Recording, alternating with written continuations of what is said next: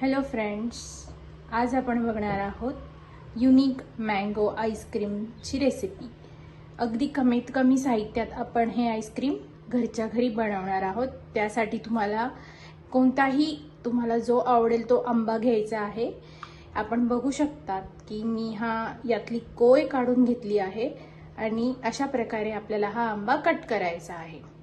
त्यानंतर आपल्याला लागणार आहे custard powder, vanilla flavour custard powder आपण वापरू शकतात, आणि साखर आता मी हे रेडी करून ठेवलंय। पण आपल्याला साखर आणि अर्धा लिटर दूध असं प्रमाण आपण घेणार आहोत। साखर मी जवळपास 5 ते 6 टेबलस्पून वापरली आहे।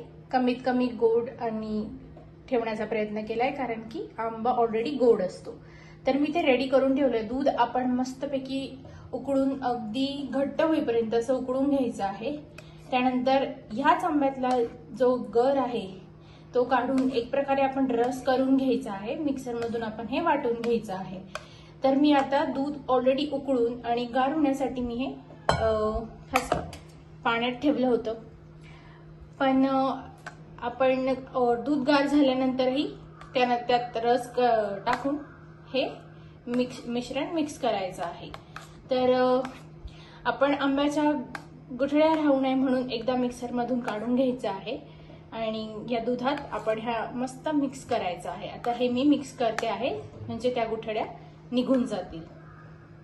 मिक्सर मधून आपण मिश्रणाला काढलं आहे आणि आपण बघू शकता आता गठुड्या दिसत नाहीयेत आणि मिश्रण अगदी प्लेन वाटतं आहे बऱ्यापैकी। तर आपल्याला अशीच कन्सिस्टन्सी घट्टसर ठेवायचं आहे आणि आपल्याला हे मिश्रण या आंब्याच्या मध्यभागात ओतून आपण याला ओव्हरनाईट फ्रीज करणार आहोत। तयार केलेलं मिश्रण आपण या आंब्यामध्ये, कट केलेल्या आंब्यामध्ये ओतून घेणार आहोत। आपण बघू शकता मी हे मस्तपैकी यात ओतून घेतलं आहे आणि माझ्याकडे हे एक छोटंसं भांडं होतं, त्याच्यात मी उभं करून ठेवलं आहे आणि आपण या मिश्रणाला, या आंब्याला आपण ओव्हरनाईट फ्रीज करणार आहोत, फ्रीजरमध्ये ठेवणार आहोत एका पूर्ण रात्रीसाठी। आणि आपण बघू शकता अर्धा लिटर दुधामध्ये जवळपास 3 कंटेनर इतकं आईस्क्रीम हे बनतं। तर माझ्याकडे हे ऑलरेडी अवेलेबल होते कंटेनर, म्हणून मी यात सेट होण्यासाठी हे ठेवलं आहे। आणि आपण रात्रभर हे मस्त फ्रीजमध्ये ठेवूया, फ्रीजरमध्ये छान डीप फ्रीज होऊ देऊया। आपण दूध उकळत असताना त्यात छानपैकी काजू, बदाम, पिस्ता यांची पेस्ट करून टाकल्यास अजून छान एक स्वाद येतो। त्यामुळे तुम्ही नक्की त्या 3 गोष्टी ऍड करा आणि दुधाला छान घट्ट होईपर्यंत उकळवा आणि मस्त कस्टर्ड पावडर हे गार पाण्यात पहिले मिक्स करून मग दुधात टाका, जेणेकरून गठुड्या होणार नाही आणि छान प्लेन असं मिश्रण तयार होईल। रात्रभर ओव्हरनाईट आपण फ्रीज केल्यानंतर आपण बघू शकता की आपलं आईस्क्रीम हे रेडी आहे।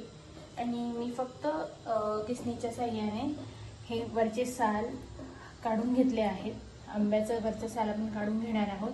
साल काढण्यापूर्वी आपण एकदा पाण्यात घालून फक्त या आंब्याला काढून घ्यायचं, म्हणजे साल पटकन निघतं।